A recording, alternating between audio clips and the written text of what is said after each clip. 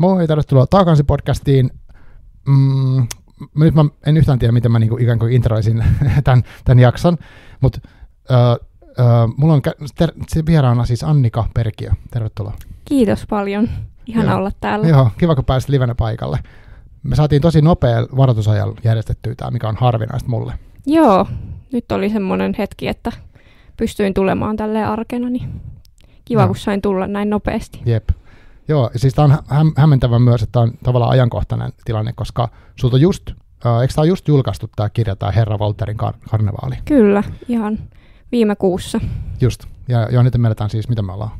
Onko nyt huhtikuun loppupuoli? No niin. Ja tämä on siis Haamukustannukselta tullut kirja, ja mä itse asiassa sain Tiina Hautalalta tämän vinkin tuo Kauhukonissa. Joo. Ja mä olin siellä, hän oli vaan silleen, että hei, nyt mulla olisi tämmöinen kirja, mistä sä varmaan tykkäisit. Ja hän antoi sen mulle, eikä nyt pitää sanoa, että mä oon saanut tämän kirjan niin kustantajalta. Mutta sitten mä olin sanonut, okei, kuulosti jännittävältä, että mä en tiennyt sun nimeä, ja sitten tämä kirja vaikutti niin kuin jännittävältä, ja sitten mä luin sen, ja mä olin, että oh, wow, tää on tosi hieno. Ja sitten oli kiva pyytää sut tänne. Kiitos, ihan mahtavaa, että luit sen. Joo. Haluatko jotenkin kertoa itsestäsi jotain niin kuin ikään kuin kuulijoille, että mitä ikinä haluatkin kertoa, niin kuka oot? No, mä oon Annika. Mä voin esitellä itteni niin kuin mä esittelen aina TikTokissa, että mä oon sosionomiopiskelija, mielenterveyskuntoutuja, nukkekuvaaja ja nyt myös kirjailija. Eli tässä se varmaan aika ytimekkäästi. Joo. Puhutaan myös siitä nukkakuvaamisesta ehdottomasti. Sulla on siis, mä vähän googlettelin tämmöisiä pull-ip-nukkeja, mä en tiedä miten se pitää sanoa. Sanotaan ihan vaan pull-ip. Pull-ip, joo. Ja sulla on Instagramissa, ja sitten on myös blogi, mutta on niinku näistä nukkeista erilaisissa tilanteissa valokuvia, ja sitten niihin liittyy yleensä tarina, ja niillä on nimiä, ja se on niinku tosi visuaalisesti vaikuttavaa materiaalia. Kyllä. Mutta puhutaan sitten vaikka vähän myöhemmin siitä nukehommasta, että se on niinku selvästi isompi juttu, kun mä en ole ikinä törmännyt tähän aiheeseen. Mutta kerro vähän, mitä sä kuvailisit Herra Walterin karnevaalikirjaa, semmoisia, ketä ei vielä lukenut? No se on tommonen aika maaginen, maaginen realismi on sen genre, sanoisin, ja tommonen kuvaus eräänlaisesta tapahtumasta, tämmöinen kuin Herra Walterin karnevaali, joka saapuu joka vuosi tämmöiseen ruttonevan kaupunkiin, niin siinä on tämmöisiä kauhun elementtejä, siinä on vähän fantasiaelementtejä. Se on tommonen, sanoisin myös aika jännittävä tarina ehkä. Ja sitten siinä on myös romantiikkaa. Joo, hyvin kuvailtu. Mun teki ison vaikutuksen esimerkiksi se, että siinä kun alussa päästiin tänne karnevaaliin, ja sitten siinä oli, mä katson mitä sitä takakannessa lukee. Joo, tässä mainitaan hirviöt, mä voin sanoa hirviöistä jotain. Mä en helppo spoilata kaikkea varmaan. Mutta se vaikka mitä sä kuvailit näitä hirviöhahmoja, oli semmoinen jotenkin tavallaan tosi eleettömästi, ja sitten kuitenkin mulla oli heti hirveät visuaalisia fiiliksiä, niin se tapu, että on tosi kauheata tai niinku pelottavaa. Ja sitten toisaalta siinä on tosi herkkiä kohtia ja semmoista niinku, on rakkautta ja ihastumista ja semmoista niinku, myös jotenkin semmoista moraalimiettimistä niiden hirviöiden asemasta esimerkiksi tämmöistä. Tosi monipuolinen kirja. Kyllä. Mulla oli tosi tärkeää tuoda esiin se, että nämä hirviöt on niin kuin montaa asiaa, että he eivät ole vaan pelottavia ja kauheita, vaan myös todella sympaattisia ja ihania ja lähestyttäviä. Joo, kyllä. Miten mikä tämän kirjan niin kuin alkusijassa on ollut ja milloin se on ollut? Se oli 2023 alkuvuodesta. Mä törmäsin semmoiseen TikTok-videoon, missä kuvattiin tämmöistä amerikkalaista kauhutapahtumaa, ja siellä oli just niinku hirviöitä tai niinku ihmisiä, jotka esiintyi hirviöinä, ja ne siellä oli vuorovaikutuksessa kaikkien asiakkaiden kanssa, niin se oli musta tosi jotenkin maaginen, ja mulle tuli heti siitä semmoinen olo, että okei, tosta olisi ihana kirjoittaa, mutta mitä jos siinä kävisikin niin, että nämä hirviöt ei olisi niinku ihmisiä, vaan ihan oikeita hirviöitä, niin sit siitä se lähti. Et siitä mä lähdin sitten niinku kehittelemään tätä ideaa. Joo, ja sitten mulla tuli mieleen tosi paljon, kun mä aloitin lukea tosiaan niin kaikki semmoiset vanhat kuvat, mitä on nähnyt yli 100 vuotta sitten semmoisesta ikään kuin friikkisirkuksista. Että on tuotu ihmisiä sinne ja niin kuin tehnyt niistä näyttelyesineitä. Että vaikka joku on ollut jotenkin erinäköisiä ihmisiä ja näin. Ja sitten muun muassa mun mielestä saamelaisiakin joskus pyöritetty tämmöisissä näyttelyissä, että semmoista tosi niin kauheata hyväksikäyttöä. Joo, kyllä. Mun assosiaatiot oli niin tällaisia aluksi. Joo, no sirkus oli kyllä myös tärkeänä inspiraationa kyllä. Tässä ehdottomasti. Kyllä. Joo, ja mä pystyin kuvittelemaan tavallaan sen maiseman, että okei, tässä kannessa on vaan tämmöinen yksi teltta, mutta että semmoinen tavallaan se tietynlainen karnevaalimusiikki soi taustalla ja vähän semmoinen kummallinen niin kuin hämärä tunnelma ja jotenkin sellaisia fiiliksiä mulle tuli tosi paljon. Miten sitten sä sait sen idiksen, mutta sitten rupesit sä vaan niin kirjoittaa? Oliko sulla ajatus, että sä okei, mä tarjon sen kustantamalla vai rupesit kirjoittaa vaan huviksesi vai mikä sulla oli niin se idea? No ensin mä lähdin kirjoittaa ihan huvikseni, mä vaan kokeilin, että miten tämä prologi lähtisi. Että kyllä mulla oli heti ajatuksena, että no voisi tästä niinku ihan romaanikäsikirjoituksen tehdä, mutta niinku lähdin ensin vaan kokeileen. Sitten siitä prologista tuli ihan hyvä mun mielestä, mutta sen jälkeen mun innostus vähän niinku kuoli hetkeksi. Sitten se taas tuli ehkä kuukauden päästä takaisin ja sitten mä lähdin kirjoittamaan ihan tosissani sitä, että tein siihen kunnon suunnitelman ja sitten noudatin sitä, niin siitä se sitten lähti. Onko sulla aikaisemmin kokemusta niinku tämmöisestä pidemmän tekstin kirjoittamisesta? Joo, olen mä muutaman romaanikässärin kirjoittanut ennen, että ei ollut ihan uutta hommaa, mutta en kuitenkaan ihan hirveästi, että silleen, no kyllä pienestä pitäen on tehnyt tätä hommaa, että ihan, olisiko 11-vuotiaana syntynyt ensimmäinen romaanikäsikirjoitus, että se oli jo pienestä pitäen semmoinen unelma itselle, mutta sitten tuossa välissä oli pitkä kausi, kun mä en sitten tehnyt mitään kirjoittamiseen liittyvää, koska sitten siihen tuli tilalle nämä nuket ja sitten ne vei ehkä mennessään siinä. Aivan, joo. Ja mitä mä sun blogia katselin, niin siellä oli kyllä myös tekstejä ja oli niinku tarinoita, että se tarinamaailma on sulle ihan tosi tuttu. Kyllä, että sitten vähän eri muodossa vaan kirjoitin siinä välissä. Joo, siis no mä ajattelinkin, että sä oot varmaan kirjoittanut aikaisemminkin, koska mun mielestä oli tosi niin kuin, jotenkin jämäkkää toi teksti tai silleen, niin kuin, että okei, tää tyyppi tietää, mitä se on tehnyt. Semmoinen fiilis siitä tuli. No hyvä kuulla. Joo, että kaikki oli semmoista varmaa ja jotenkin me nyt rullataan hyvin eteenpäin, kaikki rytmiä ja kaikki oli musta niin kuin tosi siistiä, oli vaan niin kiva lukea, mitä seuraavaksi tapahtuu, että mä vedin tosi nopeasti. No ihana tietää. Joo. Miten nämä, siinä on tietty hahmogalleria, voidaanko me mainita jotain niistä? Joo. Että on niin kuin tämä päähenkilö, hänen nimensä oli, mitä mä unohdin sen? Paju. Ja sitten on tämä herra Volter ja sitten on näitä 3 tämmöistä hahmoa, niitä hirviöitä. Saako niiden nimiä sanoa? Joo. Siellä on tosiaan jonglööri, sitten on tulennielijä, tanssija ja veitsenheittäjä. Kyllä. Mistä nämä syntyi? Oliko nämä hahmot sulle jotenkin selkeänä vai syntyykö sen siinä jotenkin, kun sä kirjoitit? No ne syntyi siinä, kun mä rupesin pohtimaan tätä ideaa vähän tarkemmin ja tein sen suunnitelman, niin mä mietin, että olisi kiva, kun niillä kaikilla olisi jotkut tämmöiset omat nimet, jotka tulisi ehkä siitä niiden roolista siellä tapahtumassa. Että se nimi ehkä kertoo siitä, mitä he tekevät Kyllä. siellä tapahtumassa. Joo, ja sitten musta on jännä silleen, että kun niitä ei ollut supertarkkaan kuvailtu, että miltä he näyttää, nämä nimenomaan hirviöt. Ehkä niitä muitakaan, mutta se antoi tosi paljon mielikuvitukselle tilaa, että minkälainen vaikka veitseheittäjä olisi. Tai voi olla, että minkälainen tanssija on. Ja sitten rupesi miettimään kaikkia tiivalijuttuja ja sirusnumeroita, mitä on nähnyt. Kyllä. Mulle se oli jotenkin tosi selkeä, miltä he näyttää, mutta sitten mä halusin myös pikkasen jättää niinku arvailun varaa tai silleen, että saa myös lukija itse sitten niinku muodostaa sen kuvan mielessään. Oletko sä itse piirtänyt niitä jonnekin? Onko sulla jotain luonnoksia? Mä en osaa yhtään piirtää, niin mä oon antanut sen homman ihan vaan tolle puolisolleni, joka on sitten piirtänyt näitä hahmoja. Okei. Joo, se olisi kiinnostavaa nähdä, koska tässä yksi juttu on, että tämä Paju piirtää ja Kyllä. haluaa niin kuin, luonnostella näitä ja piirtää tosi hyvin.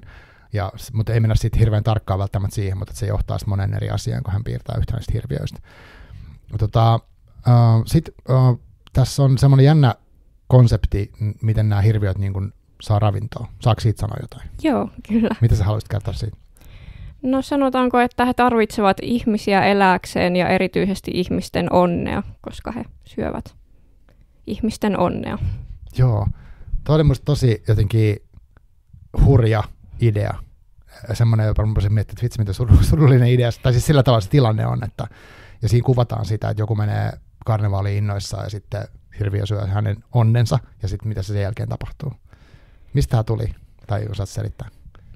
No mä ensimmäisenä pyörittelin sitä, että no se olisiko ne ihan vaan ihmisiä niin kuin lihoineen päivineen, Mutta sitten jotenkin se tuntui liian raalta ja siltä, että se sitten vaikeuttaa vähän sitä juonta tietyistä syistä, niin sitten mä ajattelin, että no jos ne söisi jotain ihmisistä, mikä kuitenkin jättäisi sen ihmisen tavallaan eloon, mutta kuitenkin hän menettäisi jotain tärkeää itsestään. Kyllä.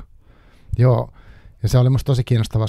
Tässä on tavallaan tämä voisi olla yksi teema, tämmöinen niin kuin ikään kuin jotenkin voiko sanoa mielenhorjuminen tai ainakin masennus tai sen tyyppinen, että siinä on tämän Paju Näidil on masentunut selvästi. Ja sitten tämä jotenkin kuvataan sitä ihmistä, vaikka se onni on niin kuin syöty, niin sehän on tosi semmoinen niin kuin masennus, hyvin vakava masennus päällä. Kyllä. Oliko nämä teemat semmoisia, mitä sä halusit tuoda tuonne, vai tulisi ne niin kuin itsekseen? No kyllä ne on itselle aika lähellä, että ne on ollut monissa projekteissa, mitä mulla on ollut, niin just tämä mielenterveys ja varsinkin masennus, niin se on just ehkä kun on omakohtaisia kokemuksia siitä, niin se on tosi tärkeä sitten ollut itselle tuoda myös varsinkin tässä tarinassa esiin. Joo, se oli musta tosi hyvin kuvattu, että mä muitelkin siitä kokemusta, ikävä kyllä omakohtaista, niin, ja myös olen nähnyt sivusta, niin se jotenkin, että joku on syönyt sen onnen, niin se on tosi osuva semmoinen vertauskuva sille. Kyllä. Joo. Miten sitten, sulla on idea, sä oot kirjoittanut kässäriä jonkin aikaa, niin miten sä päädyit, miten sun ja Haamun yhteistyö niin kuin tapahtui? No sit kun mä olin saanut tämän tarinan tehtyä, niin sit mä annoin sen mun lähipiirille luettavaksi ja sitten mun hyvä ystävä Kirsti Kuronen luki tämän teoksen ja hän sitten suositteli, että ottaisin yhteyttä Haamuun, että siellä voitaisiin tykätä tästä tarinasta, niin sitten lähetin sen sinne ja siellä sitten kiinnostuttiin kovasti. Okei, tämä on niin kuin eka paikka, mihin sä laitat. Joo, kyllä. Aika hyvä. Joo.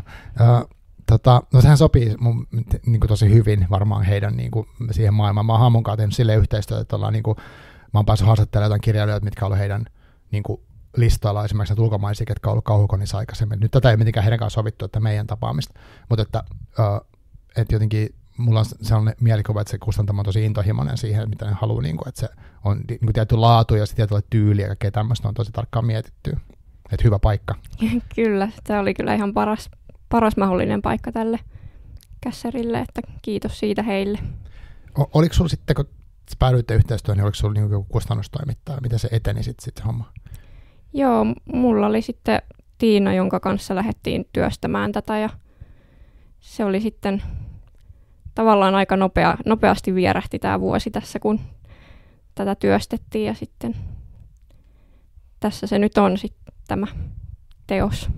Minkälaista hänen kanssa käytännössä työskentely oli? Oliko sinulla valmiin kasa tekstiä, sä heitit ja sitten tuli palautekierros vai miten se toimi? Joo, se oli aika paljon tuollaista, että edestakaisin liikkui tämä teksti, että mä aina välissä korjailin, mitä Tiina oli laittanut, että voisin vähän katsoa ja sitten taas annoin sen takaisin ja sitten tehtiin toinen kierros ja sitten vielä 3. kierros ja taisi olla 4. mulla vielä, että monta kertaa käytiin läpi. Tuliko siihen paljon semmoisia isoja muutoksia, mitä sä et osannut ajatella niin ennen kuin sä lähdit tekemään sitä kustannustoimittajan kanssa hommaa? No ei oikeastaan. Että siitä mä olin aika yllättynyt, että se oli Tiinan mielestä aika valmis paketti siinä mielessä, että mitään isoja juonimuutoksia ei lähdetty tekemään. Että lähinnä niin kuin kieltä vaan hiottiin, että ei mitään sen isompia. Joo. Musta tuossa kirjassa on myös kiehtovaa se, että me puhuttiin aluksi siitä kauhujutusta. Se oli, kun mä aloitin lukea, niin se tosi paljon vei niinku semmoisen mielikuvan niinku tietynlaiseen aika ajattomaan kuvaan tämmöisestä kamalasta karnevaalista ja mitä siellä voisi tapahtua. Mutta sitten toisaalta sit siellä on myös tätä niinku tavallaan ihan nykyaikaista asiaa, että siellä on niinku puhelinsovelluksia tai sitten ollaan niinku koulussa ja kotona ja semmoisessa, niinku, että siinä on niinku, hypätään semmoiseen arkeen. Joo. Ja sitten on tämmöinen mystinen niinku kauhu karnevaalista myös, mikä on hauskaa on se, että tavallaan ollaan niinku siellä normaalissa arjessa, niinku tässä tavallaan meidän ajassa, ja yhtäkkiä meillä tuleekin tämmöinen iätön kauhu, karnevaalikaupunki, että siinä menee tosi niinku apua, mitä tässä tapahtuu. Joo, se oli tosi välillä vaikeatakin itselle jotenkin yhdistää nämä 2 maailmaa, koska ne tuntui niin erilaisilta, ja välillä just tulikin semmoisia asioita, missä sitten pohdittiin, että okei, nyt tuleeko liian semmoinen iso kontrasti näiden 2 maailman välille, että esim. Dialogissa paljon pohdittiin sitä, että kuinka paljon siellä on vaikka puhekielisyyttä ja kuinka paljon yleiskieltä, niin sitä mietittiin. Joo. Miten se oliko se sitten se tarinan, se juonen rakenne, ja se oli kuitenkin sellainen, että se pysyi aika lailla samana. Oliko se semmoista, mitä sä olit jo heti aluksi miettinyt, että tässä on niin kuin nämä tämmöiset tärkeät kohdat? Joo, mä tein semmoisen aika tarkan suunnitelman siitä, että mitä mä lähden tekemään, niin sitä sitten noudatin. Ja semmoisena se sitten pysyi. Joo, tosi määrätietoiselta kuulostaa. Onko sulla tulossa jo lisää kirjoja? Onko tämä semmoinen kokemus nyt, että sä haluat kirjoittaa lisää? Joo, kyllä mä haluan kirjoittaa lisää. Onko sulla jotain ideoita jo mielessä? On. Mutta et saa paljastaa vielä? En ehkä. Joo, ehkä se on parempi. Vähän siitä ehkä sun niinku tarina-ajatuksesta. Mä tosiaan mä en kerännyt lukea hirveästi niitä sun blogin tarinoita, mutta sä oot tehnyt sitä tosi kauan sitä blogia, että siellä on niinku ainakin 10 vuotta, ellei jo vanhempia tekstejä. Joo, ensimmäiset syntyi 2012. Ja siellä on jo sellaisia niinku moniosaisia tarinoita, että niitä sä oot niinku miettinyt, että sä oot selvästi niinku tarinan kertoja ihminen. Joo, kyllä, se on ihan tosi lähellä sydäntä. Kyllä. Ja sitten myös tämä kauhuteema ei ole sulle mitenkään vieras. Ei, sekin näkyy paljon just mun kuvissa ja ehkä myös niissä tarinoissakin jollain lailla. Kyllä. Mutta sitten ehkä mietin sitäkin, että mä en niinku, jos nyt tätä kirjaa miettii, niin en mä tätä niinku, mulla olisi vaikea niinku genrettää, että jos mä haluaisin silleen, että onko tämä nyt kauhu vai mitä tämä on. Että joo, maaginen realismi, että siellä on vähän niinku kaikenlaisia elementtejä. Että mun olisi vaikea sanoa, että mihin lokeroon tämä niinku kuuluisi. Kyllä, munkin on ollut tosi vaikea miettiä sitä. Tuntuu, että aina jos eri ihmisille siitä puhuu, niin esittelee se vähän eri tavalla, kun Kyllä. joka kerta keksii jonkun uuden sanan, millä sitä kuvailla. Jep. Joo, ja se on tosi jännä, että on niinku tavallaan, kirjaimissa on kamalia elementtejä, mutta sitten lopulta se niinku pelottavuus ei ole ehkä se, mikä siitä jäi niinku lopullisesti mieleen. Et siinä on enemmän se oli musta tosi koskettava se tarina enemmänkin ja semmoinen. No, se on ihana kuulla. Kosketti kyllä itseäkin kirjoittaessa, niin se on mukavaa, se välitty siitä. Aivan, joo. Mitä mun piti sanoa? Mikä sulla oli tässä kirjassa tai mikä sen tarinassa on sulle niin kaikista tärkein? Voiko silleen sanoa? No kyllä mulle varmaan tärkein on tämä ihmis- tai hirviösuhde, mikä tässä on niin kuin näiden kahden päähenkilön välillä, niin se ehkä kosketti mua eniten ja se oli se, mikä niin kuin sai mut kirjoittamaan tämän tarinan. Että se jotenkin, tai sanotaanko, että se oli se polttoaine, mikä mua vei tässä tarinassa eteenpäin. Onko se ollut aihe, mikä on sun aikaisemmin kiinnostanut, tai osaatko sanoa, että mistä se tuli sun mieleen? No mä en oikeastaan tiedä, missä se tuli. Et inspiraatiota on saanut kyllä monista kirjoista ja just tältä mun puolisolta, joka on tosi taitava kirjoittaja kanssa, niin hänen tarinoistaan on saanut paljon inspiraatiota tähän teokseen, mutta en osaa sanoa mitään selkeää, että mistä se olisi tullut. Kyllä. Joo, siinä on musta tosi kiinnostavasti just kellattu sitä, että okei, mulla on niin hirviö, ja tavallaan niitä henkilöitä ja hahmoja kutsutaan hirviöiksi, mutta sitten mitä se lopulta tarkoittaa, että on hirviö? Joo, sitä pohditaan siinä paljon, ja musta oli tärkeää just, että tämä Paju, tämä päähenkilö, pohtii myös sitä, että millä tavalla hän itse samaistuu näihin hirviöihin. Aivan.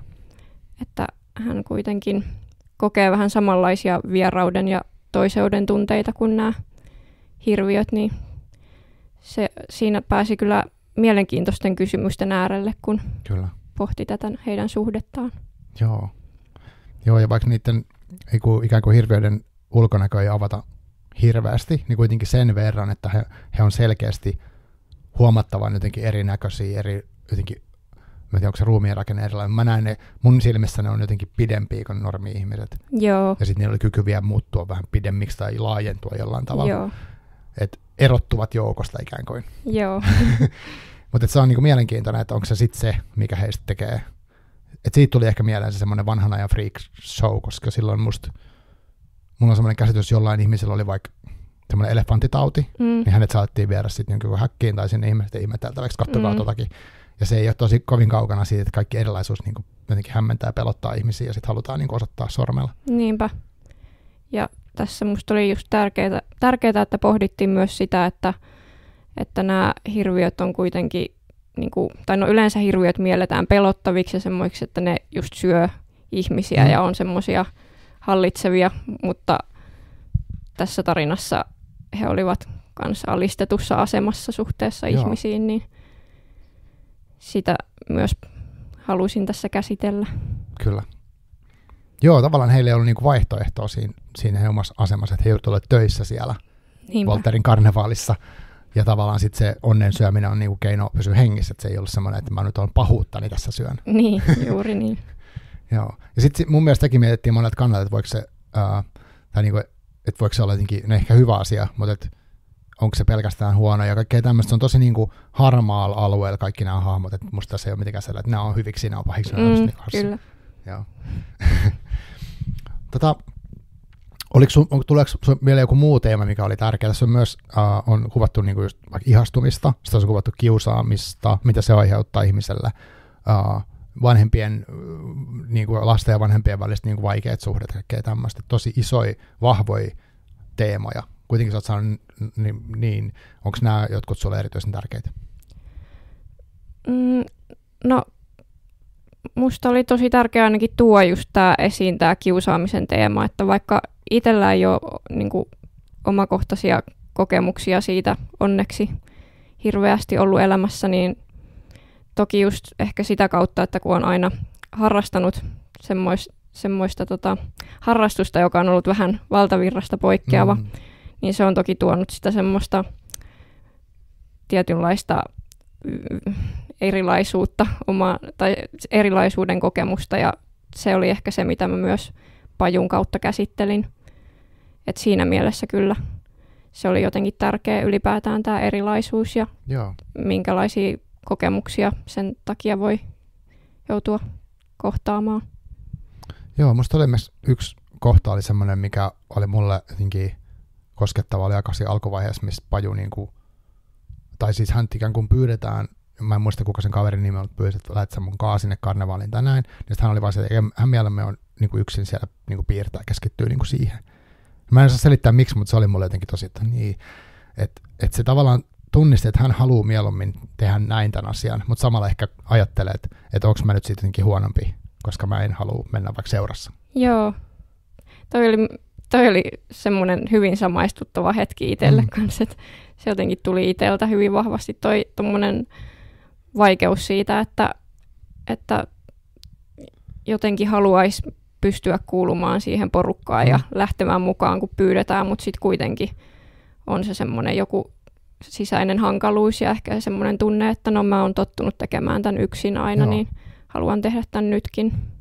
Joo, niinpä. Mä siis tunnistin sen myös jollain tavalla, ja sitten mä tunnistin semmoisen puolen siitä, että mulla on esimerkiksi itsellä taipumusta sellaiseen, että mä sit en uskaltaisi sanoa, että mä mieluummin tekisin vaikka yksin, tai mä haluaisin vetäytyä, vaan mä yrittäisin niin jotenkin mukautua äärimmäisiin yksin asti siihen porukkaan, ja sekin tuntuu pahalta. Kyllä. Joo. Minkälaista, nyt siis sen verran mä kerkesin googletella, että tästä kirjasta tulee useita Instagram niin kuin ikään kuin arvioita tai semmoisia kommentteja, ja kirjablokkaajat oli tarttunut. Onko sulle tullut semmoista palautetta, tai minkä tyyppistä palautetta sä oot saanut tästä kirjasta? No, oon saanut kyllä tosi ihanaa palautetta ainakin, ja musta on ollut kiva, että ihmiset on just niin kuin nostanut sieltä näitä teemoja tärkeäseen osaan, että just selkeästi herättänyt muissakin ihmisissä paljon tunteita ja saanut ehkä pohtimaan sitä, että millä lailla esim. Masennus ilmenee ihmisten elämässä, niin se on ollut tärkeää, että nämä teemat on ollut ihmisille puhuttelevia. Joo, mä uskon, että tässä on tosi paljon niin kuin monella tavalla samaistuttavaa tosi monelle ihmiselle, että vaikka tavallaan voidaan, että okei, puhutaan tosi erikoisesta tilanteesta, että on tämmöinen hirviö, friikki, sirkus, karnevaalijuttu, mikä on, ja sitten maagista realismia ja kaikkea tämmöistä, mutta toisaalta tosi samaistuttavia asioita. Niin just. Millainen fiilis sulla on nyt itsellä kirjasta, kun se on nyt julkaistu, se on kansissa, se on mennyt maailmalle? Mitä sä ajattelet sitten tällä hetkellä? No on kyllä tosi ylpeä olo itsestä, että tosi hienoa nähdä se niin kuin ihan tommosena fyysisenä kappaleena ja jotenkin tulee vaan se semmoinen, että haluaisi niin kuin vaan halata sitä pienempää itseään, joka oli silleen, että pystynkö mä tähän koskaan, niin ihan vaan semmoinen puhdas ylpeys ja niin, en mä oikein tiedä. Joo, hyvä vastaus. Ja siis toi hieno toi oma itse pienen ihmisen halaaminen. Ja sille, mun mielestä syytäkin olla ylpeä, että on kuitenkin aika paksu kirja, ja sitten se on niinku tehty, se on lähtenyt ideasta, se on tullut todellisuuteen, niin se on niinku aina kova juttu. Niin just. Kerro vähän siitä, voidaan palata kirjaan vielä, katsotaan mihin tämä menee, mutta sä tosiaan teet, sulla on niinku tämmöinen Instagram-tili kuin Annika_Alive, ja sulla on myös semmoinen kuin Annika_Elossa, niillä on vähän eri fokus ilmeisesti, mutta se ekan mainittu on isompi tai vanhempi tili, missä on enemmän materiaalia, mutta siellä on kuvia, siis jos mä katson maallikkoa, niin siellä on kuvia nukeista, mitkä on tosi hienoja, ja ne on erilaisissa ympäristöissä, ja niihin on käytetty tosi paljon sitä aikaa niin hyvin, ne on niinku aseteltu sinne. Ja mä luin jostain jopa, että sä saat käyttää niinku tehdä 100 otosta siitä yhdestä tilanteesta. Että kyseessä ei ole mikään AI-taide, vaan että sulla on oikeasti fyysinen nukke, ja sä oot vienyt sen johonkin ympäristöön, ehkä tehtyä ympäristöä siinä. Ja sitten se on tarina ja kaikkea. Mikä tämä koko juttu on? Niin kuin tälle ummikolle. Mitä se selittäisi, mistä on kyse? No,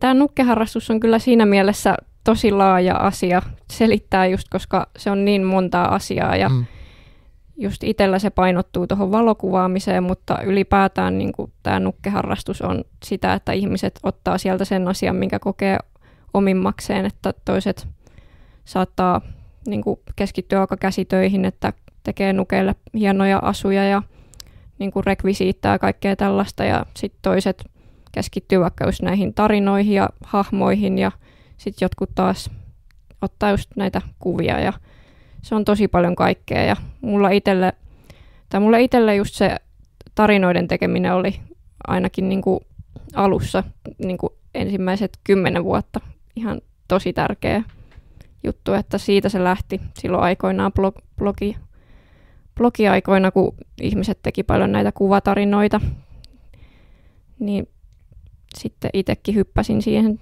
joskus 13-vuotiaana mukaan, että halusin ruveta tekemään näitä kuvatarinoita. Muistatko, mistä sä niin löysit tai miten tämä tuli sun elämään taas? Mun ystävä aloitti tämän harrastuksen, kun hän oli kiinnostunut niin kuin japanilaisesta kulttuurista, niin se tuli täältä. Eli nämä nuket on korealaisia, niin se tulee siitä. Ja sitten mä kattelin hänen blogiaan ja totesin, että näyttää ihan hitsin kivalta hommalta toi, että tehdään tai otetaan niinku kuvia ja sitten niistä kuvista kootaan semmoisia tarinoita ja sitten niihin laitetaan vuorosanoja ja kaiken näköisiä jänniä käänteitä sitä keksiikin, kun on nuori ja vilkas mielikuvitus, niin sitten halusin itsekin kokeilla tätä hommaa. Niin. Onko tämä niinku, harrastajia on paljon maailmalla ja Suomessa? Joo, silloin ainakin kun mä aloitin, niin Suomessa oli kyllä ihan tosi iso harrastajakunta. Et toki tässä vuosien aikana se on vähän pienentynyt, tai itse asiassa valitettavasti aika paljonkin, ja varsinkin just korona aiheutti sitä, että ihmiset lopetti paljon, mutta kyllä meillä edelleen täällä on harrastajia ja toki maailmalla myös paljon.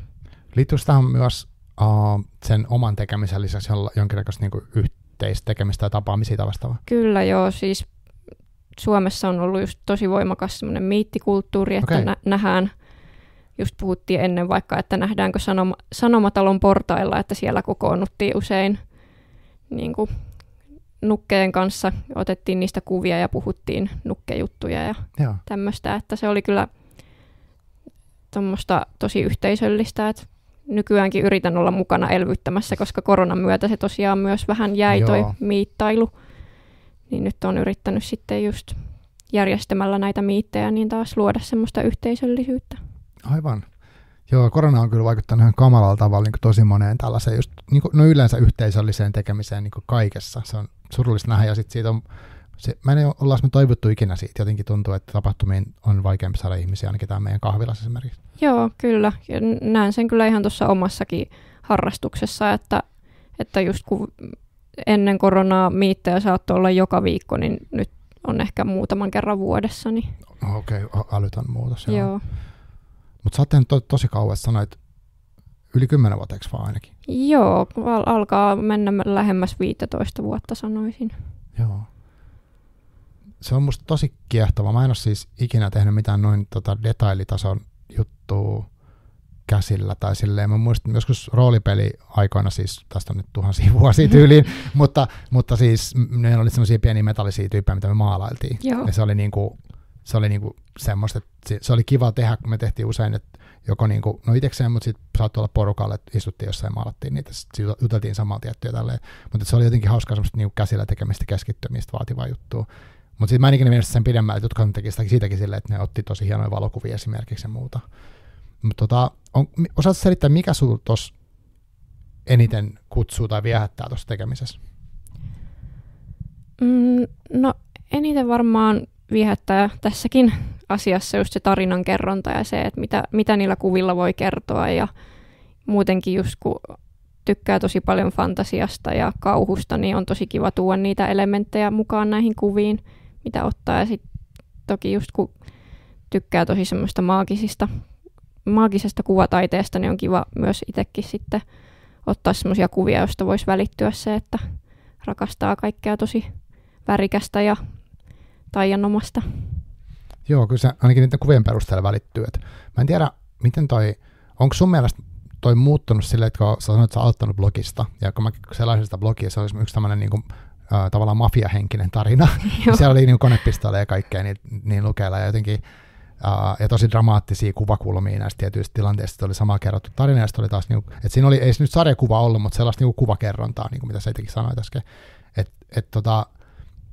Tai vähän niin kuin storyboardia elokuvaa jopa voisi ajatella. Joo. Mutta okei, tässä tapahtuu kaikkea tällaista. Niin onko se muuttunut tuossa teidän harrastuksessa se, että kun ainakin muualla, vaikka kirjablogeissa on ollut silleen, että on siirrytty tosi paljon vaikka Instagramiin. Ja sitten se jotenkin Instagramin se tekstiboksi on vähän hankalampi mun mielestä tarinalle. Joo, ei se enää kyllä yhtään ole samanlaista. Että silloin kun aloitin, niin melkein kaikki teki näitä kuvatarinoita ja kaikilla oli jotkut omat hienot ideat niissä, mutta nykyään se on sitten enemmän sitä, että otetaan niitä kuvia Instagramissa ja saatetaan tehdä just käsitöitä ja enemmän painottuu just sinne Instagramin kuviin. Ja niin kuin, et valitettavasti noita tarinoita ei enää samalla lailla ole mukana. Aivan. Mutta mitä mä luin tai katson niitä läpi, okei, jossain on lyhyt kuvateksti, siitä saatetaan kertoa, että missä tilanteessa ollaan, mutta siinä on joku, niin kuin, että hypätään tavallaan sen valokuvan maailmaan siihen hetkeksi. Joo, kyllä se on ihan tärkeää ja musta on myös kiva, että monet tekee myös sitä, että ne saattaa kertoa vaikka niiden nukeista jotain ja yleensä niillä on aina jotain hahmoja niillä nukeilla, niin sitten ihmiset tykkää kertoa niistä hahmoista vähän jotain niissä kuvissa, niin se on musta kiva semmoinen, vaikkei nyt semmoisia kokonaisia tarinoita enää tehtäskään, niin kuitenkin myös semmoista vähän samaa henkeä kuin silloin ennen. Joo, niin mitä mä löysin sun sivuilta, niin siellä esimerkiksi oli niin kuin tiettyjen hahmojen taustatarinoita tehty. Joo. Ja muuallakin mä surffataanko nykyään netissä, mäkin on niin vanha, mutta siis silleen, että siellä oli eri sivuja, niin tällaista oli, että oli niin kuin hahmo, sillä oli taustat, kaikki mistä tykkää, mistä ei tykkää, ja siellä voi olla minkälaisia taustatarinoita, että se oli tosi siistiä, että vau, että tämmöistä joku on niin kuin kehittänyt tämän kaiken itse. Joo, musta se on ihan mahtavaa, mitä kaikkea ihmiset on keksinyt. Joo, jotenkin en mä tiedä, onko se silleen, mutta mä ajattelin, että kun se nukke on, niin periaatteessa sillähän voi keksiä ihan mitä vaan, että ei ole niin mitään rajoja. Tuleeko se silleen, jos pystytkö niin kertoa vähän jonkun vaikka yhden kuvan tarinan, tai onko sulla silleen, että sulla on niitä kuvia satoi tuhansia siellä, niin onko sulla toistuvia niin samoja hahmoja niissä? No on mulla joo, että mulla ehkä nykyään on vähän jäänyt toi hahmojen kehittäminen noille nukeille, mutta on mulla siellä edelleen just vaikka on tämmöinen yksi sirkushahmo, jolle mä oon vähän pohtinut jotain pientä taustatarinaa ja hänestä pyrin ottamaan aina just semmoisia samanhenkisiä, vähän melankolisia sirkuskuvia, niin kyllä niissä on vähän jotain tämmöistä samaa aina samoille nukeille. Aivan. Miten toi yhden tämmöisen, sanotaan vaikka kuvan tekeminen, mitä kaikkea siinä niin tapahtuu, että sulla on se niin se nukke, sitten sillä on tietynlainen joku, niin kuin, mitä kaikkea sillä on, siis sillä on vaatteita, sä ihan niin kuin avaat silleen kuin palikalle. No sille voi vaihtaa ensinnäkin just peruukkeja, että niiltä lähtee hiukset päästä ja niille voi vaihtaa silmiä ja sitten ihmiset myös kustomoi niille uusia naamoja. Okay. Eli kaikki nukessa on hyvinkin vaihdettavaa, että niitä saa kyllä kustomoida ihan omanlaisekseen ja Sitten tosiaan olen kerännyt vuosia kirppareilta kaiken näköistä rekvisiittaa noihin kuviin, että just kaikkia nukkekokosta on tullut keräiltyä kaikki laatikot täyteen. Että sitten yleensä mä aina lähden kuvaamaan silleen, että mulla on nukkeja, paljon kaikkea rekvisiittaa mukana ja sitten mulla on myös semmoinen siimateline, joka on tämmöinen isäni kehittelemä tämmöinen rekkimäinen tanko, johon mä ripustan nämä nuket siimoilla, että ne pysyy semmoisissa eloisissa asennoissa. Aivan. Vähän niin kuin, mikä se on se nukketeatterimainen? Niin, vähän niin kuin semmoinen marionettityylinen. Joo, ja sitten ei tietenkään näy kuva se siima. Ei, että mä editoin ne aina pois. Aivan. Ja sitten sä menet johonkin, osa näistä on kuvattu ulkona, osa on ties missä, mutta sitten sä päätät, että okei, sä haluat tämmöisen asian kertoa, vai miten se tapahtuu se ideointi? No yleensä mä just lähden se miljöö edellä, että jos mä löydän vaikka metsästä jonkun tosi kiinnostavan kohdan, niin mä yleensä kehittelen sen ympärille jonkun idean, että sitten yleensä keksin jonkun, mikä sinne sopisi ja menen sinne paikkaan ja otan sen kuvan. Aivan. Ja sitten jossain sä olit kertonut, että sä saat ottaa tosi monta niin kuin otosta tai per... Joo. Kyllä yleensä just tulee se, että kun tunnin saattaa sitä väsätä sitä asetelmaa, mikä siinä on, niin tulee se, että ei jätetä sen varaan, että olisi vaan pari otosta, että sitten niitä tulee yleensä otettu ehkä vähän liikaakin ja sitten niissä on hirveä valinnan vaikeus. Sitten menet sä sitten kotiin ja sitten sä editoit, tai siis sä valkkaat, mikä se kuva on, tai parhaat, ja sitten jotain teet sille kuvalle. Mitä kaikkea sä teet? No mulla on editointiohjelma, jolla mä sitten editoin siitä kivan näköiset. Yleensä mä just poistan nämä kaikki siimat ja rautalangat ja grillitikut, joita myös käytän sen nuken asettelussa. Ja sitten mä vähän lisään jotain värejä ja valopalloja ja kaikkea tämmöistä pientä. Aivan. Ja sitten tuleeko sitten se, vai onko sulla ollut siinä mielessä, että mitä sä haluat kirjoittaa siitä? No joo, kyllä se yleensä syntyy siinä kuvatessa, että sitten lisään sen sitten lopuksi, mutta joo, en mä oikeastaan ole miettinyt, missähän vaiheessa se syntyy se tarina siihen kuvan taustalle. Varmaan se on jo siinä suunnitteluvaiheessa kyllä aika selkeä. Aivan. Joo, tämä on tosi kiehtovaa, niin kuin, mitä kaikkea tuossa tapahtuu, että tässä on niin kuin, tosi monta eri juttua. Mikä sulle on, niin kuin, onko se tekemisessä joku tietty, mikä on sulle kaikissa? Sanoit, että tarinat on sulle tärkeitä, mutta onko joku muu niin kuin, lähellä sydäntä sulle? Onko se kaikki? No on se varmaan kaikki jo, mutta no jostain syystä editoimisesta tai just näistä kuvien muokkaamisesta mä tykkään tosi paljon. Että se on jotenkin, se on aika semmoista rentoa hommaa verrattuna siihen metsässä rämpimiseen ja kun välillä voin sanoa, että ei ole niin kuin maailman miellyttävimpiä nämä kuvausreissut, että niissä saattaa vähän selkä jäykistyä ja tulla vähän kylmä käsille, varsinkin just kovilla pakkasilla, mutta sitten tämä editoiminen on jotenkin mukavan lepposaa ja semmoista, että siinä saa jo nautiskella siitä tuotoksesta ja sitten viimeistellä sitä, niin vähän niin kuin kirjoittamisessakin se editointi on se paras vaihe. Niin siitä, okei. Joo, toi on jännä. Siis mä oon itse sellainen niin kuin hutiloija-tyyppi, että mä vaan niin kuin teen asioita, mä en tykkää palata niihin.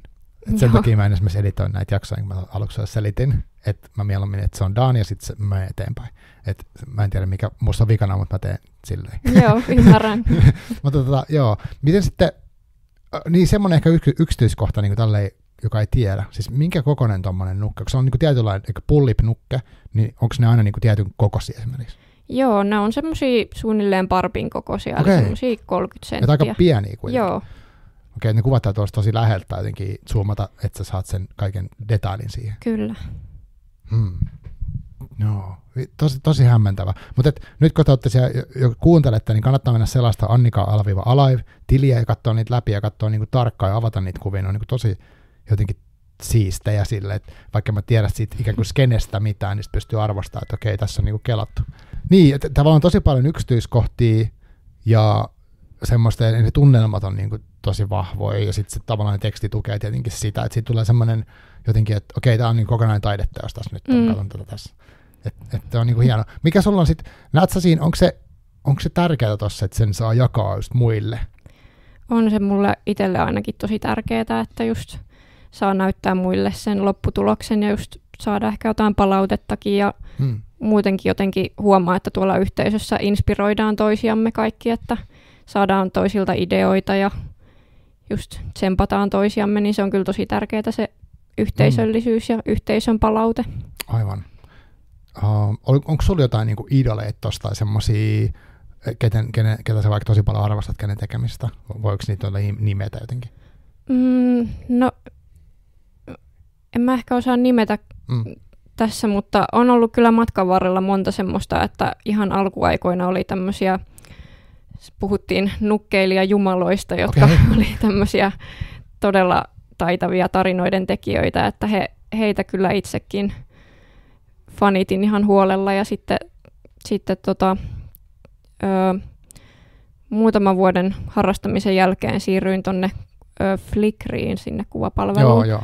Niin siellä oli myös iso tämmöinen kansainvälinen nukkeyhteisö, niin siellä oli muutamia semmoisia tosi taitavia kuvaajia, jotka inspiroi kovasti, että sieltä esim. Tuli just tämä siimakuvaus, että nukkeja ripustetaan silleen, että ne saa vaikka lentämään ilmassa tai jotain tämmöistä, niin se tuli sieltä Flickristä.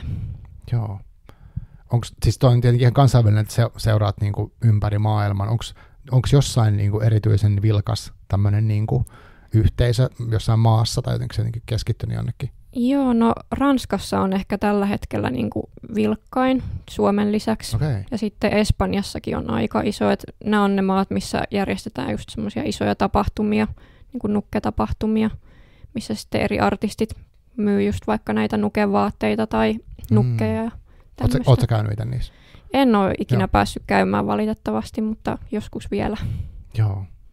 Niin, että sä voit niinku ostaa valmiin tehtyjä esimerkiksi asuja tai perukkeita tai ties mitä kaikkea, silmiä. Joo, kyllä, ja näitä itse nukkejakin ihmiset tosiaan kustomoi, ja sekin on niinku iso osa harrastusta. Teet sä sellaista kustomointia, onko sulla joku tämmöinen, että sä tuotat vielä jotain muutakin, vai käytät sä valmiit matskuja? Mä käytän muiden artistien tekemiä juttuja, että mä en itse osaa, mä en ole oikein semmoinen kädentaitaja ihminen, että sit mieluummin ostan sitten muilta taitavilta ihmisiltä näitä.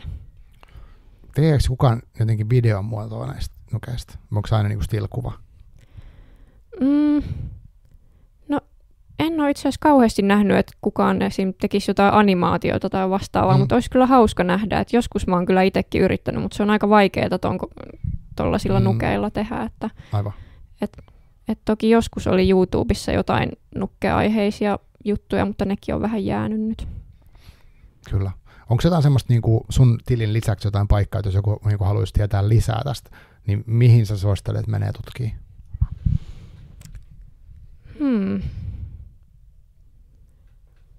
Mihinköhän mä nyt suosittelisin menemään?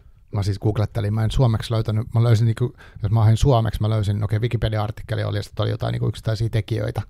Ja sitten englanniksi oli jotain semmoisia sivustoja, mä en tiedä, oliko ne enemmän nettikauppoja, mä en ole varma siis. Joo, kyllä nettikauppoja on kyllä, missä myydään näitä nukkeja, ja sitten on just mistä myydään perukkeja ja kaikkea, mutta ehkä mä suosittelisin suuntaamaan sinne Flickriin, jos haluaa nähdä enemmän näitä kuvia, että siellä kun kirjoittaa sinne hakusanaksi pullip, niin löytyy kyllä paljon näitä kuvia, mitä ihmiset on ottanut, ne on kyllä tosi hienoja. Joo, ja sitten säkin kerroit, että sä tavallaan lähit sun ystävän kautta jotenkin siihen, että sä innostuit siitä. Et varmaan sä arvannut, vai olisitko arvannut, että siitä tulee semmoinen niin kuin melkein elinikäinen harrastus? No en olisi kyllä silloin arvannut, että ihan sillä ajatuksella lähin, että no katsotaan nyt, että mitä tästä tulee ja että ei haittaa vaikka loppuisi innostus äkkiä, että kannattaahan se kokeilla, mutta se sitten jäikin pysyväksi. Niin just. Ja edelleen se innostaa se ja inspiroi. Kyllä, tosi paljon. Joo. Onko sun kirjoittaminen vaikuttanut siihen tai toisinpäin? Mitä sä ajattelet? No ainakin mä uskon, että tuossa välissä, kun just teki noita kuvatarinoita paljon, niin se toi tosi paljon uutta intoa tuohon kirjoittamiseen. Että jotenkin ainakin se palaute, mitä sai just noissa tarinoista, niin oli joskus niin tosi jotenkin, siitä tuli itselle semmoinen fiilis, että okei, ehkä ihmiset oikeasti tykkää lukea näitä mun tarinoita, niin siitä sai tosi paljon niin kuin intoa sitten lähteä yrittää uudestaan näitä romaanikäsikirjoituksia. onneksi lähit. Joo. Mutta toi kuulostaa tosi hyvä, tai siis sillä tavalla, koska tosi moni kirjailija on saattanut mainita, että heillä on vaikka alkuaikaan ollut tosi tärkeä joku tietty just palaute, jonkun tietyn ihmisen kommentti, on voinut olla kirjoituksen opettaja, voinut olla joku niinku kollega tai ties kuka, mutta susta tuntuu, että tuossa sä oot saanut tavallaan tietyltä yhteisöltä koko ajan, tai ei koko ajan, mutta sä oot saanut paljon palautetta sun niinku aikaisemmista teksteistä, se on varmaan tosi tärkeä asia. Se on ollut kyllä ihan valtavan tärkeä juttu, että siitä on kyllä tosi kiitollinen, että nuoret ihmiset on halunnut lukea noita tarinoita ja siitä on kyllä ikuisesti kiitollinen tolle yhteisölle. Joo, siis musta tuntuu, että mä en tiedä, onko se niinku normaali ajatella, mutta kun kirjailijuudesta tulee helposti sellainen ajatus, että on tosi yksinäistä ja yksin tehdään ja yksin keksitään kaikki juttuja ja sitten vaan julkaistaan ihmiset lukee. Mutta tosi monella on just toi, niin kuin säkin kerrot, että on tiettyjä yhteisöjä tai yhteisö jotenkin, että yksin ei kukaan oikein tee mitään. Niinpä. Ja just olen huomannut, että nyt kun aloitin TikTokin tai tämmöisen kirjoittamis-TikTokin, niin siellä on myös niinku ihan uusi yhteisö tavallaan, mikä jotenkin kannattelee tässä, kun aloittaa tätä uutta uraa. Miten minkälaista materiaalista julkaisit TikTokkiin? Mä en tiedä, onko mä seurannut sua. Mikä sun tilin nimi on siellä? Se on Annika Elossa. Okei. Joo. No mä teen sinne, no siis se alkoi sillä, että mä ryhdyin tekemään sinne just kirjoittamisaiheisia videoita ja vähän just kerroin tuosta mun kirjasta siellä.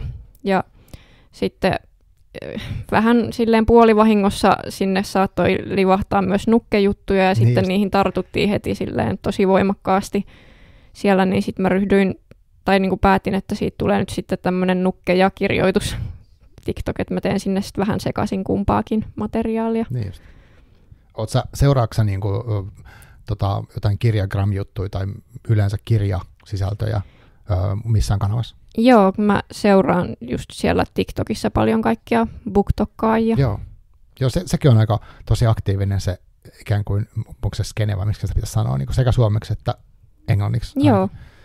Joo, se on tosi musta ilahduttavaa, että ihmiset niin fiilistelee sitä lukemisen iloa periaatteessa monella eri tavalla ja just myös kirjoittamista. Joo, se on musta tosi ihanaa, että siellä on niin paljon semmoisia ihmisiä, jotka on innostuneita samasta asiasta ja just tosi eri tavalla ihmiset tuo ilmi sitä omaa kiinnostustaan, että siellä on tosi paljon erilaista sisältöä. Joo, se on kyllä niinku ihan lahja mun mielestä, että ei siis voi liikaa puhua kirjoittamisesta, lukemisesta, mistään näistä jutuista. Yleensä tuo tämmöinen niinku luovan tekemisen esiin tuominen, niin kuin tämä nukke. Mä en tiedä, miksi se pitäisi kutsua nukkevalokuvaus, mikä se on se oikea termi, mutta se on niinku tosi luovaa hommaa, että senkin näyttäminen on musta tosi tärkeä juttu. Minkälaisia niinku, oletan, että sä luet kirjoja? Mikä tyyppistä sä luet? No, mä luen aika paljon fantasiaa ja niinku, just tykkään esim. Pararomanttisista kirjoista. Tykkään niitä lukea paljon. Mitä tarkoittaa pararomanttinen? No just, että yliluonnollinen olento on tämä rakkauden kohde. Joo, okei. Saattaa omassakin tarinassa olla tärkeä. Jep. Okei, tämä oli mulle uusi termi. Mielenkiintoista. Sä oot kirjoittanut tarinoita tai kertonut tarinoita erilaisilla tavoilla pitkään. Onko sä lukenut kauan tai aina tai miten sun lukeminen on lähtenyt? No oon ihan pienestä pitäen lukenut, mutta täytyy myöntää, että se lukeminen on ollut mulle aina vähän silleen, että se on jäänyt pikkasen taka-alalle. Että mä just oon yrittänyt tässä aikuisiällä elvyttää sitä uudestaan, että se jotenkin harmittaa itseä, että se on jäänyt vähän vähemmälle. Joo, tosi tuttuu jotenkin. Mä tunnistan, että mä luin lapsena ja nuorena paljon, sitten tapahtui jotain, meni useampi vuosi, tosi vähän, ja sitten se on tullut myöhemmin takaisin niin kuin voimakkaasti. Et peli ei menetetty, mutta joo, mä tunnistan tommosen tilanteen. Siihen toi BookTok on ollut kyllä tosi hyvä, että siellä saa tosi paljon intoa just lukemiseen ja tosi hyviä lukuvinkkejä. Ja just kun siellä esim. Ihmiset pitää näitä lukulivejä, mihin saa mennä mukaan lukemaan kirjaa, tai niin kuin silleen yhteisöllisesti luetaan, niin se on tosi hauska idea. Se on musta tosi mahtavaa. Siis mä en ole osallistunut niihin, mä vaan nähnyt, että niitä on. Se on mulla ollut semmoinen uusi juttu. Että eikö tarvita käytännössä, että ihminen lukee itsekseen, ja sitten siinä saattaa olla, niin kuin joku striimaa käytännössä omaa lukemistaan, ja sitten välillä on hetki, milloin sitten hän keskustelee niiden seuraajien kanssa, ja muutkin lukee himassa tai missä ikinä. Niin. Joo, se on tosi hieno idea. etkö kaikki ei pääse tämmöisiin lukutapahtumiin tai silent book-klapeihin välttämättä niin kuin livenä, niin sitten toi on tapa osallistua. Kyllä, mä oon tykännyt siitä tosi paljon, että kiitos niille, jotka sitä järjestää. Kyllä. Minkä tyyppistä, tai onko sulla nyt ollut viime aikoina, sanotaan viimeisen vuoden, tai mitä sä muistat, niin jotain semmoisia tosi hyviä kirjoja, mitkä sulla tulee mieleen nyt, tai tuleeko mitään mieleen? No yksi mun semmoinen ikilemppari, sanon nyt sen, koska se oli itsellekin tätä mun kirjaa kirjoittaessa tärkeä, niin on tää Caraval-sarja. Caraval-sarja? Joo. Mistä siinä on kyse? No siinäkin on tämmöinen maaginen tapahtuma, minne ihmiset menee pelaamaan semmoisia vaarallisia pelejä. Okei. Onko se luot se suomeksi vai englanniksi? Onko tämä millä kielellä tämä on tullut? No se on alkuperäisesti englannin kielellä, mutta mä luin sen suomeksi. Joo. Luet sä muuten niin kuin suomeksi pelkästään? Joo, luen suomeksi.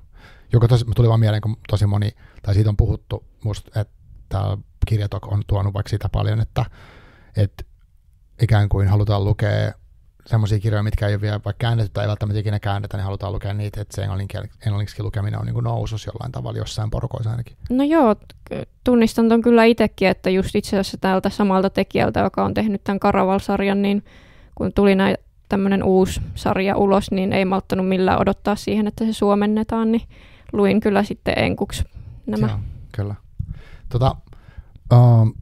Mitäs sitten kauhusta, kun puhutaan, mä siitä on siis kauhun kasvattama ikään kuin lapsesta nuoresta asti. Onko sulle, katsotko sä kauhuelokuvia, onko se silleen sulle jotenkin muut kuin kirjojen kautta, niin tuleeko se sulle? Joo, mä katson kyllä kauhuelokuvia aika paljon.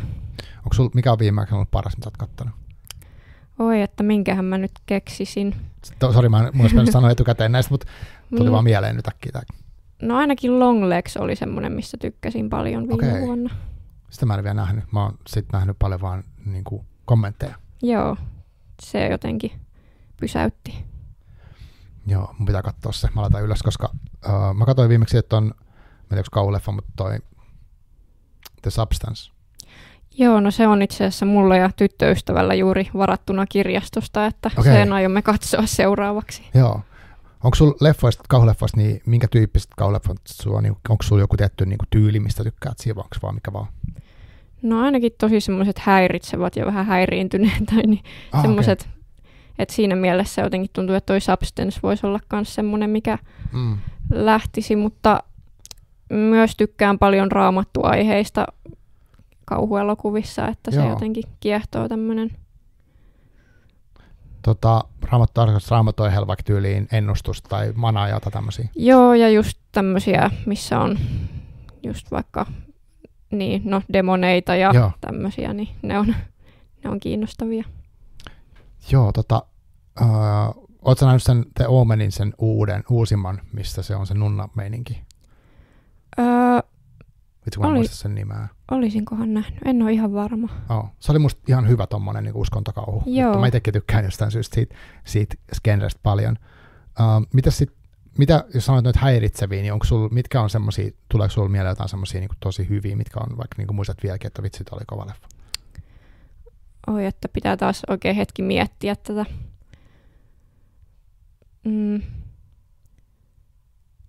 No, ei kyllä nyt tule mieleen mitään. Tätä pitäisi oikein urakalla ruveta pohtimaan, koska ihan varmasti on ollut. Kysymys. Seuraat sä, onko sulla silleen, että laitat sä itselle, tai itse asiassa kirjoista, leffoista, molemmista, niin onko sulla joku tapa niin laittaa ylös, mitä sä oot kattonut tai lukenut? Ei ole, ihan vaan yritän muistaa ne, mutta sitten käy just näin, että ei niitä sitten ikinä muista, kun tulee se hetki. Joo, mulla siis mä käytän mä en aikaisemmin seurannut leffoja, miten käyttää, siis laittanut mihinkään ylös, mutta mulla on yksi sellainen ystävä, joka vinkkaili mulle tuossa, varsinkin muutama vuosi sitten, niin tosi paljon kaikenlaisia kauhuleffoja nimenomaan. Ja sitten mä laitoin semmoisen listan, että mitkä on mun mielestä ollut sit niistä hyviä, mikä mä oon kattonut. Ja mulla on tässä nyt 88 elokuvaa tässä mun laatukauhulistalla, mutta näitä on ihan hirveästi. Mä en tiedä, rupeat nyt mikään luettelee erityisesti, mutta toi oli mielenkiintoinen, kun sanoit toi häiritsevyys, niin se jotenkin. Mä siis on jonkun verran katsonut niitä French Extremity-elokuvia, että osa niistä menee mulle silleen, että mä en halua nähdä niitä enää ikinä, mutta sitten jotkut vaikka kuuluisat on mulle ollut, vaikka The Martyrs on mun mielestä hieno leffa. Joo.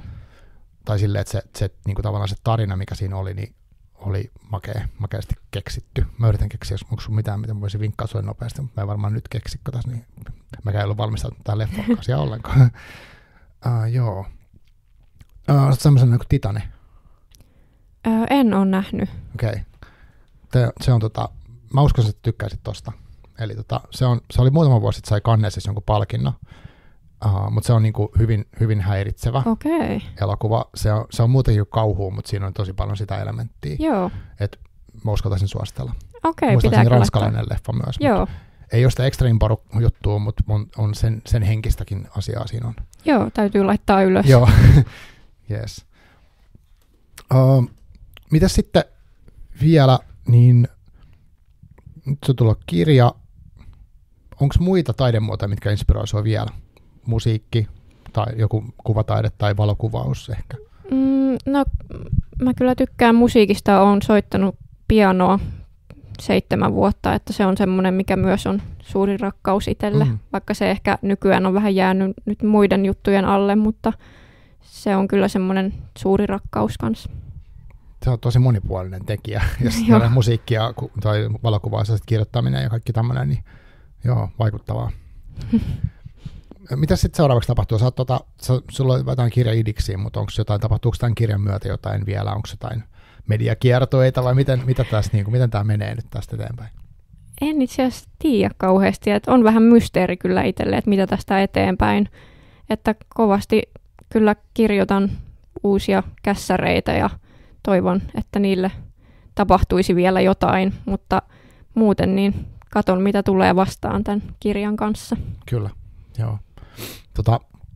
Mä oon kiinnostunut ainakin sitten, mitä seuraavaksi kirjoittaisin, kun tulee julkaisu, niin haluan ehdottomasti lukea, että toi teki sen verran kovan vaikutuksen kyllä tämä kirja, että uskallan suositella Herra Voltairen Karnevaalia, jos yhtään nämä teemat, mistä ollaan tänään vähän puhuttu, niin kiinnostaa, että en usko, että tulette pettymään.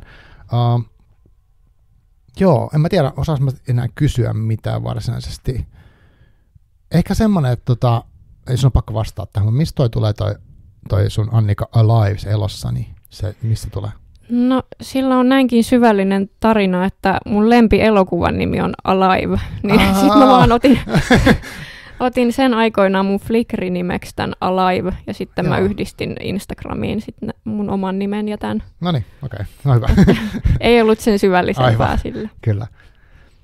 Jos joku haluaa kysyä sinulta jotain kirjoittamisesta tai kertoa kommentteja kirjoista tai ihan mitä vaan, niin toivot sä, että ihmiset on yhteydessä ja onko se Instagram OK-kanava? Ehdottomasti.